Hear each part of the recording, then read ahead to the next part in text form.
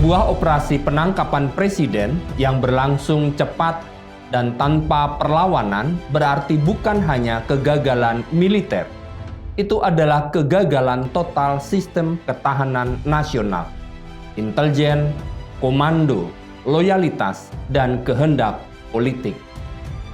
Venezuela dalam hipotesis ini menjadi korban dari apa yang para ilmuwan strategi sebut sebagai strategic paralysis atau kelumpuhan strategis.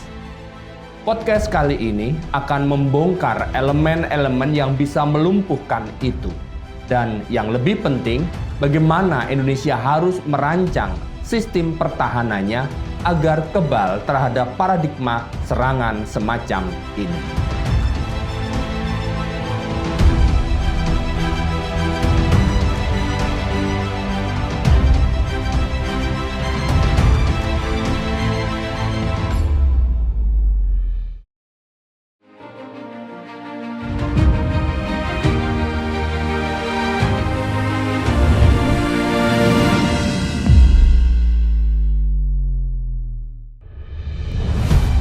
Jumpa kembali dalam channel Ikatan Kristen Nusantara. Episode kali ini mungkin agak berbeda. Kita akan membicarakan sesuatu yang terasa jauh, Venezuela. Tapi, lewat cerita Venezuela, kita sebenarnya sedang melihat cermin yang mungkin memantulkan bayangan masa depan kita sendiri.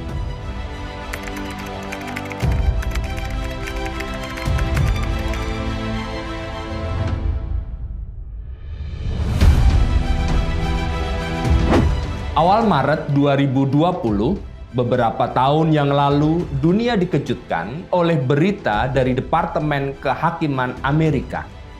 Mereka mengumumkan dakwaan terhadap Presiden Venezuela, Nicolas Maduro, dan 14 pejabat tinggi lainnya dengan tuduhan narkoterorisme, serta menawarkan hadiah 15 juta dolar untuk informasi yang menangkap Maduro. Ini bukan sekedar dakwaan pidana biasa. Ini adalah lawfare, penggunaan instrumen hukum sebagai alat perang untuk mendiskreditkan dan mengilustrasi lawan politik di kancah internasional. Sejarawan asal Belanda Nicolaas Putman dalam analisis di jurnal Geopolitik menyebut bahwa langkah Amerika terhadap Maduro adalah contoh klasik dari perluasan definisi ancaman keamanan nasional Amerika untuk membenarkan intervensi terhadap negara berdaulat yang dianggap regu ataupun penipu. Dan ini bukan wacana. Amerika telah melakukan segalanya. Sanksi ekonomi yang melumpuhkan diperkirakan oleh Center for Economic and Policy Research telah menyebabkan 40.000 kematian sejak 2017.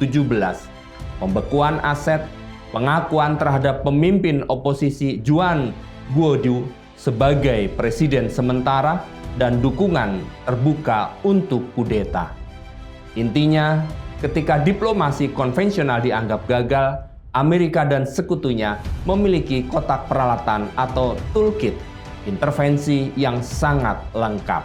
Venezuela adalah laboratoriumnya.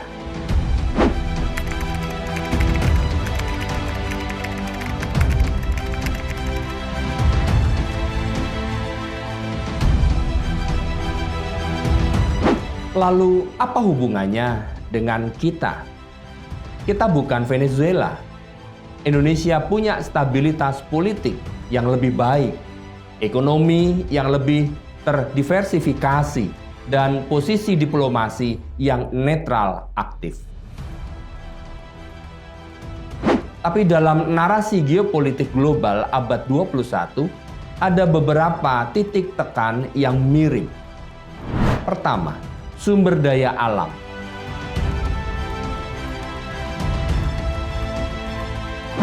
Venezuela diserang karena minyaknya, cadangan terbesar di dunia. Bagaimana dengan Indonesia? Kita punya nikel. Kita adalah produsen nikel terbesar di dunia.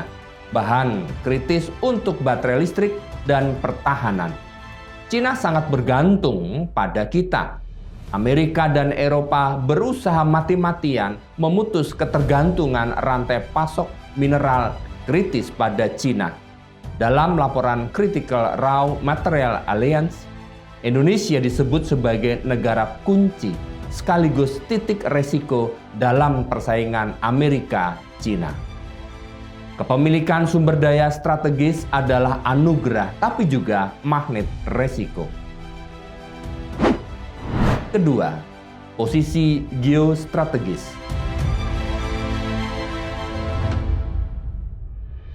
Venezuela penting di halaman belakang Amerika, sedangkan Indonesia, kita adalah jantung Indo-Pasifik. Jalur laut tersibuk di dunia. Selat Malaka, Selat Sunda, Laut Cina Selatan. Kapal perang dan kapal dagang Amerika, Cina, dan sekutunya lalu lalang di sini.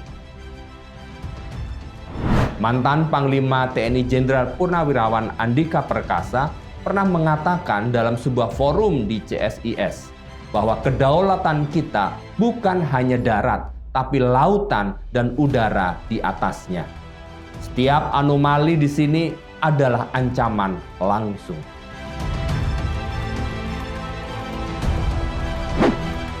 Yang ketiga adalah vulnerability atau kerentanan.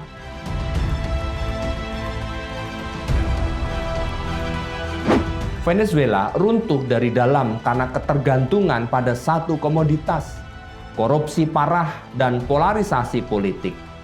Disinilah pelajaran terbesar Profesor Emiliano Salinas, seorang pakar politik Amerika Latin. Ia menyatakan intervensi hanya berhasil jika ada retakan internal yang cukup besar untuk dimasuki. Artinya, ketahanan nasional atau national resiliency adalah tameng pertama.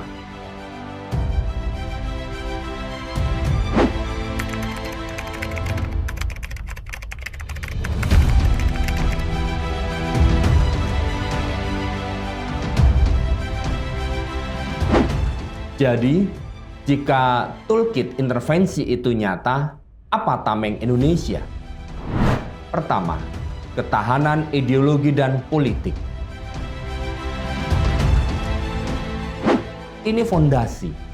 Venezuela terbelah antara pendukung Maduro dan oposisi yang didukung Amerika.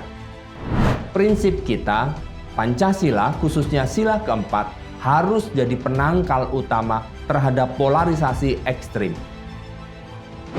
Ketika kita solid secara internal, skenario pengakuan terhadap pemimpin oposisi ala Guaido akan sangat sulit terjadi.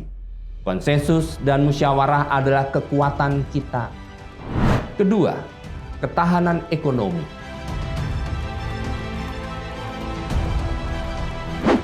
Sanksi Amerika melumpuhkan Venezuela karena ekonominya tunggal dan bergantung pada sistem keuangan dolar. Mantan Menteri Keuangan Sri Mulyani secara konsisten mengkampanyekan diversifikasi ekonomi dan penguatan sistem keuangan domestik. Inisiatif seperti penggunaan transaksi uang mata uang lokal atau local currency settlement dengan sejumlah negara termasuk Cina dan Thailand adalah langkah kecil tapi strategis untuk mengurangi ketergantungan pada dolar Amerika. Kita tidak bisa lepas sepenuhnya, tapi kita bisa mengurangi kerentanan. Yang ketiga, kekuatan diplomasi dan aliansi. Indonesia bukan Venezuela yang terisolasi. Kita punya modal diplomasi yang besar. Kita adalah anggota pendiri ASEAN, G20, dan punya jaringan kerjasama dengan semua kekuatan. Mantan Menteri Luar Negeri Marty Natalegawa selalu menekankan konsep dinamik equilibrium. menciptakan keseimbangan di mana kita berteman dengan semua, tetapi tidak terikat oleh satu pihak. Ini posisi yang sulit, tapi inilah yang membuat kita bernilai dan tidak mudah dijadikan musuh. Keempat, ketahanan pertahanan. Bukan untuk menyerang, tetapi untuk menaikkan biaya intervensi. Doktrin pertahanan kita adalah pertahanan semesta. Jenderal TNI Purnawirawan Ria Mizard Ria Kudu pernah menjelaskan, doktrin ini berarti perlawanan total seluruh rakyat jika diserang. Ini berbeda dengan perang konvensional. Ini membuat potensi invasi menjadi mimpi buruk logistik bagi pihak manapun.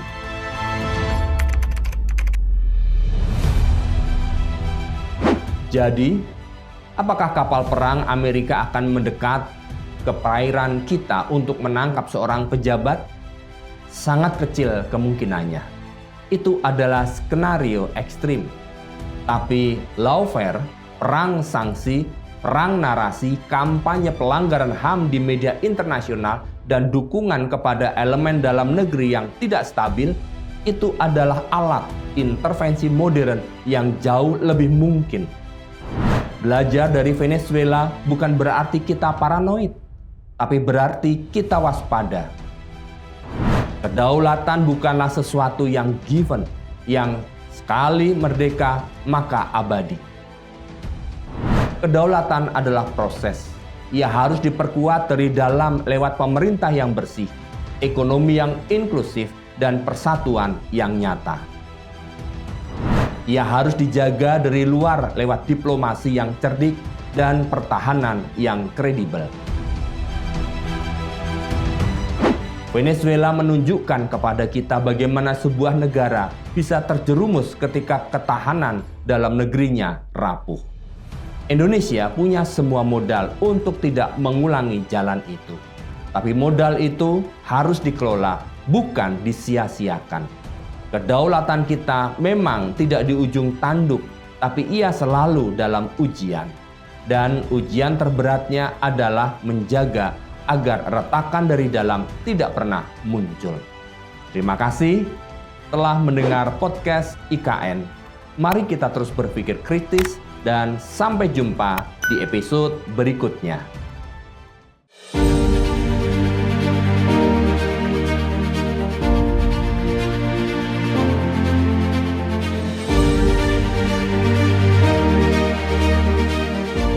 Ikatan Kristen Nusantara adalah komunitas lintas denominasi yang rindu melahirkan generasi Kristen yang maju dan terdepan. Mari berkolaborasi dan bersinergi dengan kasih untuk mencari, membina, dan mendanai anak-anak berprestasi yang terkendala biaya kuliah, lalu mengutus mereka ke dalam dunia dan mempercayakan mereka untuk mendukung gereja dan lembaga Kristen lainnya, agar terus melahirkan generasi unggul dan memberitakan kabar baik supaya keselamatan yang daripada Tuhan sampai ke ujung bumi.